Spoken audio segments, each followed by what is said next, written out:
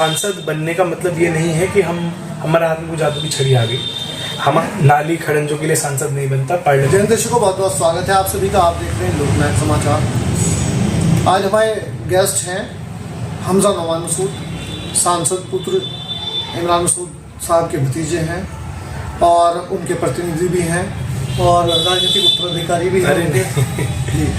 तो जैसे फिलहाल राजनीति में भूचाल मचा हुआ है, वक्फ संशोधन बिल को लेकर के आज मीटिंग भी थी गठबंधन की, कल पेश किया जाएगा।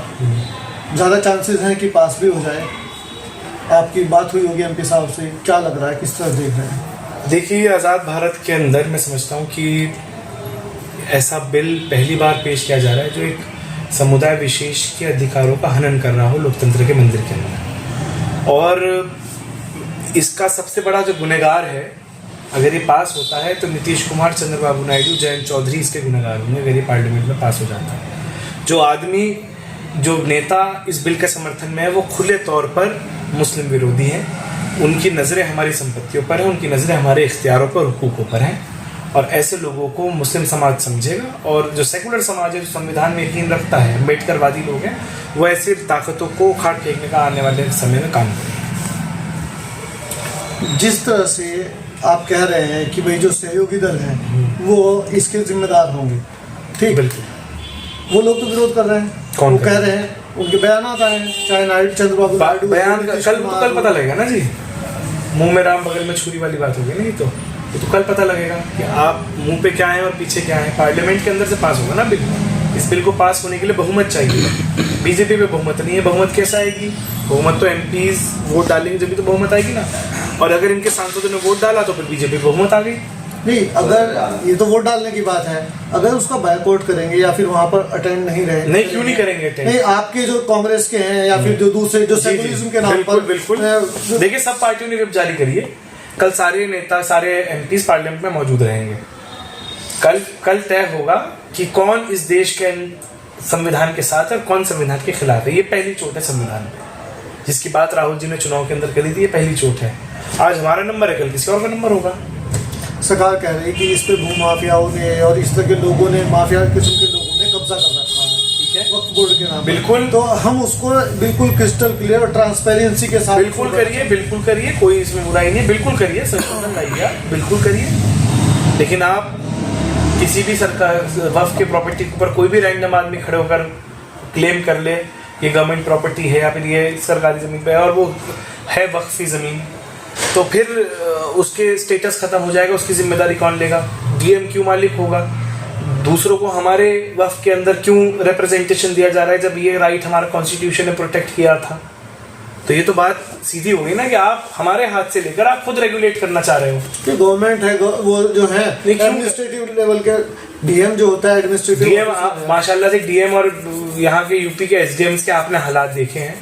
अभी आप ही से बात चल रही थी, आप ही ने बताया अभी भी सुप्रीम कोर्ट ने फटकार लगाई है कि गलत तरीके से बुलडोजर चलाए गए हैं मकानों पर, तो वो भी डीएम और एसडीएम के आदेशों पर ही हुआ है। ऐसा नहीं है कि डीएम सब खरे होंगे या सब अच्छे होंगे। किसी की मंशा के बारे में आप कुछ नहीं कह सकते। ये तय है कि इस बिल के अंदर बीजेपी की मंशा मुसलमानों के लिए खराब है। और मैं लफ्ज़ मुसलमान से परहेज नहीं करूंगा। मुसलमान के लिए बीजेपी की मंशा खराब है। आज मुसलमान का नंबर है, कल किसी और बिरादरी आज़ाद का नंबर होगा। लफ्ज़ मुसलमान से दिखा रहे हैं। अभी कुछ रोज पहले आप होली खेल रहे थे, तो होली खेलते उसके बाद तो उससे मुसलमान का क्या ताल्लुक है? मैं समझ रहा हूँ कि तो मेरा मजहब मुझे सिखाता है मोहब्बत करना। उसको तो बड़ा मुसलमानों को जिसे बुरा लगेगा वो लकुम दीनुकुम वलिय दीन। तुम्हें तुम्हारा वो दीन मुबारक, मुझे मेरा दीन मुबारक। मेरे दीन के अंदर मोहब्बत सिखाई गई है, सम्मान सिखाया गया है। और मेरा ईमान इतना कमज़ोर नहीं है कि किसी रंग डलने से तौहीद का नारा मेरे दिल से ख़त्म हो जाएगा। ला इलाहा इल्लल्लाह मुहम्मद रसूलुल्लाह, यही तो है इस्लाम। सिर्फ रंग डलना और उस चीज़ को खेलना, दोनों चीज़ गलत बात कह रहे हैं आप। रंग डलना और खेलने में फ़र्क है। मेरा कोई साथी मेरे रंग लगा रहा है, मैंने पलट के मोहब्बत में तुम्हें मुबारक हो, इसमें क्या बुराई होगी भाई? किसी को मुबारकबाद देना तो जुर्म है। इमरान मसूद मुसलमानों के रहबर, मुसलमानों के नेता बनकर के संसद में जाने का काम करते हैं, उसके बाद वो सहारनपुर रेलवे स्टेशन का नाम बदलवाने का काम। फिर गलत कह रहे हैं आप। इमरान मसूद मुसलमानों के रहबर और मुसलमानों के नेता नहीं है। इमरान मसूद सहारनपुर के अवाम के नेता। इमरान मसूद साहब सहारनपुर की जनता के नेता हैं। सहारनपुर की 35 लाख आबादी जो वोटर्स नहीं है, मैं सबकी बता रहा हूँ, जिसमें हिंदू मुसलमान दलित सब हैं, उनके नेता है। हमने अगर सहारनपुर के लिए डिमांड करी थी तो हमने डिमांड आपका देवबंद रेलवे स्टेशन के लिए भी करी थी, तो हमने तो सबके लिए करी है। डिमांड करने में क्या जा रहा है? ऐसी क्या मजबूरी हो जाती है मुस्लिम जो एमपी होते हैं कि वो सेकुलरिज्म पे चलते हैं, जबकि आज का जैसा एक तो मुझे समझ नहीं आ रहा है सेकुलरिज्म को गाली क्यों सब समझ आ रहा है। हमारे प्रीएम्बल के अंदर है India has to be a secular nation. What is secularism? मैं आपसे पूछना चाहता हूँ क्या है सेकुलरिज्म? इंडियन सेकुलरिज्म क्या है जो गाली दी जा रही है ना सेकुलरिज्म को? क्या है सेकुलरिज्म? बताइए आपकी क्या परिभाषा, मैं आपसे जानना चाहता हूँ। सेकुलरिज्म का मतलब तो मेरी नजर में तो ये है कि सबको समान नजर से देखा जाए, धर्म के परिप्रेक्ष्य में ना देख करके समान नजर से देखा जाए। हिंदुस्तान का जो सेकुलरिज्म है वो अपने धर्म के साथ साथ दूसरे धर्म की भी इज्जत सिखाता है, समानता के साथ इज्जत सिखाता है। जनता के लिए भी है ये बात। और सरकार के लिए सेकुलरिज्म का मतलब होना चाहिए कि एक आंख से सरकार चलाए, जो कानून हिंदू के लिए है कोई मुसलमान के लिए है। लेकिन इंडिया के अंदर ये कॉन्सेप्ट भी है कि अगर कोई आपका भाई या कोई वर्ग कमजोर है तो उसके लिए हम कानून बना सकते हैं। आर्टिकल 15 के अंदर women, children and OBC and एससीज के लिए ये प्रोविजन दिया गया है। आर्टिकल 25 फ्रीडम ऑफ रिलीजन, उसके अंदर आर्टिकल 29 आपका एजुकेशनल इंस्टीट्यूशंस, ये सब चीज़ों के अंदर हमें जो वर्ग कमज़ोर है उसके लिए कार्य करने के लिए, आप अपलिफ्टमेंट करने के लिए इक्विटी के अंदर हम बिलीव करते हैं क्वालिटी से ज़्यादा। तो ये हिंदुस्तान का सेकुलरिज्म है। कल थी अच्छे से बनाई, बहुत अच्छे से बनाई। जिस तरह से इस बार सख्ती के साथ मना किया गया था कि भाई सड़कों पे नमाज अगर आप पढ़ते हैं, रोड पर नमाज अगर देखिए हमारे यहाँ किसी ने रोड पर नमाज नहीं गई, लाखों लोग सड़कों पर निकले, खामोशी से हजारों लोग गंगों की सड़कों पर निकले और खामोशी से सड़क पे नमाज पढ़कर अपने घर पे वापस आ गए। और अगर वो नमाज पढ़ते हैं तो उनके पासपोर्ट जब्त कर लिए जाएंगे, उनका लाइसेंस निरस्त कर दिया जाएगा। वहीं दूसरी तरफ आपने वीडियोस भी देखे होंगे, मैं उसी ब्रिज पर बैठ करके वहाँ पर पूजा हो रही है कि ब्रिज जो है ना मैं उसी की कैसे देखते हैं, मैं उसी की बात कर रहा हूँ। मैं अभी आपको इससे पहले बता रहा था कि समानता होनी चाहिए। तो ये जो आपका कानून हमारे लिए लागू है सड़क पर, ये सबके लिए होना चाहिए। हमारे यहाँ जहाँ सहारनपुर में मेरा घर है, मैंने पहले भी कहा था, वहाँ कांवड़ जाता है, 6 दिन रास्ता बंद रहता है, नेशनल हाईवे। हमें कोई दिक्कत नहीं है, हमारा शिविर भी लगता है, हम सेवा भी करते हैं और हम मदद भी करते हैं, सहयोग भी करते हैं। उसी प्रकार होली के दिन हम परहेज करते हैं बाहर निकलने से, क्योंकि सड़कों के ऊपर होली खेली जाती है और हमें उससे भी कोई आपत्ति नहीं है। दिवाली के दिन सड़कों के ऊपर पटाखे फूटते हैं, पटाखों के ऊपर प्रतिबंध है, हमें उससे भी कोई आपत्ति नहीं है। हम सबके त्योहारों के अंदर सम्मान करते हैं। रामनवमी का जुलूस निकलता है, हम उसके भी सम्मान में खड़े होकर स्वागत करते हैं। किसी भी सेकुलर हिंदू को सड़क पे नमाज से कोई आपत्ति नहीं है। लेकिन अगर सरकार नहीं चाह रही है सड़क पे नमाज हो तो हमने सड़क पे नमाज नहीं पढ़ी। लेकिन किसी को 15 मिनट की नमाज से कोई परेशानी नहीं होनी चाहिए। ये सरासर सरकार की जो वो है ना हमारा नजरिया मुसलमान के ऊपर, वो खराब है। ये दोहरा नजरिया, मुसलमान के प्रति नजरिया खराब है या फिर जो दूसरे लोग हैं उनको इकट्ठा करने, ध्रुवीकरण के लिए। ये मुसलमान के प्रति रवैया खराब है उनका। ध्रुवीकरण क्या करेंगे वो? कोई सेकुलर हिंदू ये चीज़ पसंद नहीं करता है, कोई दलित ये चीज़ पसंद नहीं करता है, कोई पिछड़े वर्ग का व्यक्ति ये चीज़ पसंद नहीं करता है। ये तो इनकी ज़हनियत ही खराब है। अगर हिंदुस्तान के अंदर सेकुलर हिंदू नहीं होते तो ये देश इतनी तरक्की नहीं करता 70 साल के अंदर। यहाँ का हिंदू सेकुलर है, यहाँ का हिंदू भाई मोहब्बत करता है। आज भी 70% आबादी हिंदुओं में आज भी सेकुलर है, जो अपने मुसलमान भाई को छोटा भाई मानती है और इज्जत देती है। ये सब उन्हीं की वजह से है कि ये देश आज भी एक ही धागे से पिरोया हुआ है और जुड़ा हुआ है।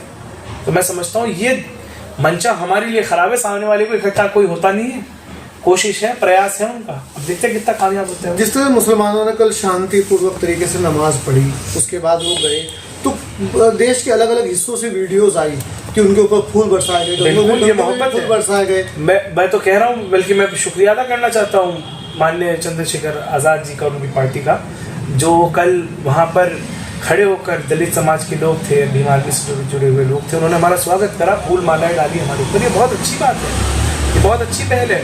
और इसके साथ साथ 100 हिंदू भाई तिलकधारी हमारे साथ हमें नमाज पढ़ाने लेके गए हैं हमारी बैठक से। आपने कल एसडीएम साहिबा ने बड़ी तारीफ करी इस बात की, और ईदगाह के बाहर खड़े रहे, हमारे निगहबान बनकर खड़े रहे। जब तक ऐसे हिंदू इस देश के अंदर है तो हमजा मसूद क्यों उनके लिए मोहब्बत से उन्हें मुबारकबाद नहीं देगा होली की? मुझे बता दीजिए आप। जो मेरे लिए निगहबान बनकर ईदगाह पे खड़ा हो जाएगा, ऐसे हिंदू के लिए क्यों नहीं लड़ेगा हमसे? उन्हें हमें तो एक तरफा लड़ाई लड़नी पड़ रही है, वो दो तरफ लड़ते हैं। उन्हें हमारे वाले भी बुरा कहते हैं कुछ, और उन्हें उनके समाज के अंदर भी जो फ्रिंज एलिमेंट्स हैं आरएसएस वाले, कट्टरपंथी लोग, बिल्कुल कट्टरपंथी लोगों से उन्हें लड़ना पड़ता है। तो ये ऐसे सेकुलर हिंदुओं की वजह से ही आज ये देश आगे बढ़ता आया है 70 साल से, और आज इस देश के अंदर आज भी मुसलमान हक से कह सकता है कि हम हिंदुस्तानी हैं। उन दोनों तरह के जो कट्टरपंथी लोग हैं उनसे तो हमजा नौमान मसूद, उनका तो टारगेट इमरान मसूद, उनके तो टारगेट पे रहते हैं। अच्छा, जिस तरह से सांसद बनने के बाद 1 साल का वक्फा हुआ है दोनों के बीच में, सांसद बनने से पहले और आज सांसद बनने के बाद आपको 11 महीने हुए हैं सांसद बने हुए, तो पहले में और अब में क्या फर्क देखते हैं जनता के नजरिए में इमरान मसूद? देखिए, जनता की बहुत अपेक्षा और उम्मीदें हैं हमारे से, और दुआ करिए कि हम उस उम्मीदों पर खरे उतरें। लेकिन मैं जनता से भी कहना चाहता हूँ कि सांसद बनने का मतलब ये नहीं है कि हमारे हाथ में कोई जादू की छड़ी आ गई। हम आपकी आवाज़ उठा सकते हैं, नाली खड़ंजों के लिए सांसद नहीं बनता, पार्लियामेंट में आवाज़ उठाने के लिए सांसद बनता है, कानून बनाने के लिए, पॉलिसी मेकिंग के लिए। आपके विरोध में ये वक्फ बिल बन रहा है और हम इसकी लड़ाई लड़ रहे हैं, और हम लड़ते रहेंगे। आपके विरोध में पहले भी जितने बिल आए हम उसकी लड़ाई लड़ रहे हैं।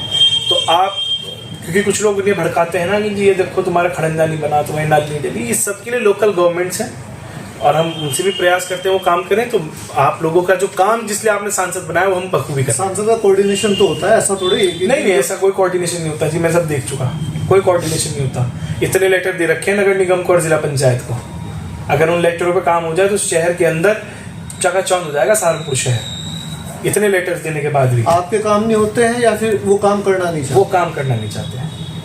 कहा था ना उनके विधायक जी ने कि 80-20 लगेगा, 80% इधर लगाएंगे, 20% उधर लगाएंगे, अगर कोई और जीत गया तो 80 उधर लग जाएगा। हम 80-20 नहीं मांग रहे, हम तो 52 और 47 मांग रहे हैं भाई। जो आबादी जिसकी जितनी है शहर में उसको उतना लगा दीजिए।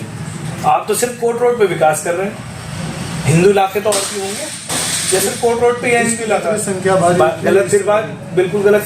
सारी संख्या के कोर्ट रोड पे है, आसपास और भी तो हिंदू इलाके हैं, उन पे भी काम करा दीजिए। गरीब बस्तियां हैं, लेबर कॉलोनी है, गलीरा है, इतने सारी दलित बस्तियां हैं शहर के अंदर, उनमें काम कराइए। सड़कें नहीं है, पानी नहीं है, लाइट नहीं है। सांसद बनने के बाद उनके प्रतिनिधि के रूप में बिल्कुल हम जाते हैं और लड़ते हैं और बात रखते हैं अपनी। आप गवर्नमेंट ऑफिसर्स के पास जाते हैं, एडमिनिस्ट्रेटिव ऑफिसर्स बिल्कुल जाते हैं। पहले में और अब में क्या फर्क है? फर्क ये बात सुनते थे कि पहले भी सुनते थे, अब भी सुनते हैं ऊपर वाले का करम, और हम पहले भी कोई गुंजाई नहीं दिखाई हमने, और हम आज भी कोई गुंजाई। सांसद का रिप्रेजेंटेटिव होने में जी और एक एक्स एमएलए का रिप्रेजेंटेटिव होने में बहुत बड़ा फर्क है। पहले आप एक एक्स एमएलए के पुत्र थे, आज आप सांसद पुत्र हैं, तो दोनों में फर्क आया ना? नहीं, फर्क देखिए, प्रशासन के लिए क्या फर्क, जब भी हम विपक्ष में थे अब भी हम विपक्ष में हैं। जब थोड़ी कम पैनी नजर थी, अब ज्यादा पैनी नजर आ रही है।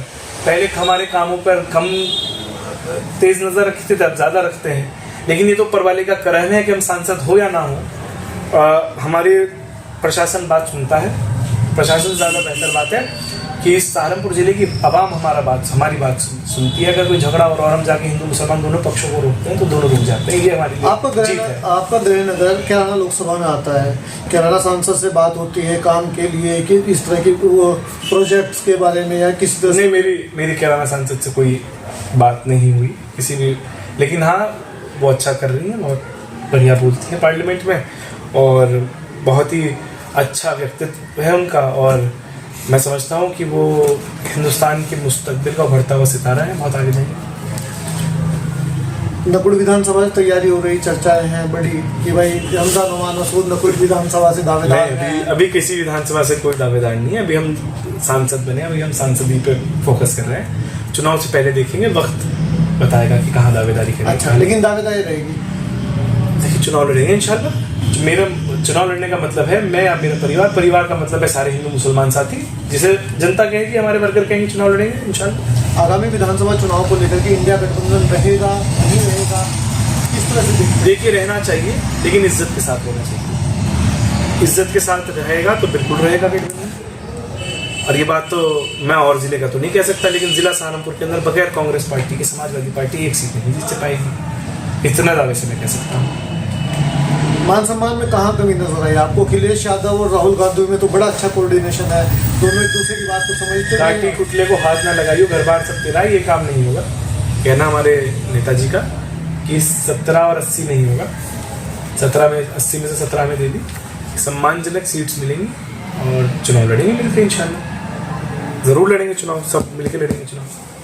चलिए बहुत बहुत धन्यवाद। ये थे हमजा नोमान मसूद, बेबाकी के साथ अपनी बात रखते हैं। मेरे हमेशा से इनसे बात होती है, जब भी मुलाकात होती है बात होती है जनता के हित के लिए, जनता के विकास के लिए, काम के लिए ये बात करते हैं। आपके कोई भी इनसे सवाल हो तो कमेंट बॉक्स में ज़रूर लिखें। हमारे चैनल को सब्सक्राइब करें, इस वीडियो को ज़्यादा से ज़्यादा शेयर करें। जय हिंद, जय भारत।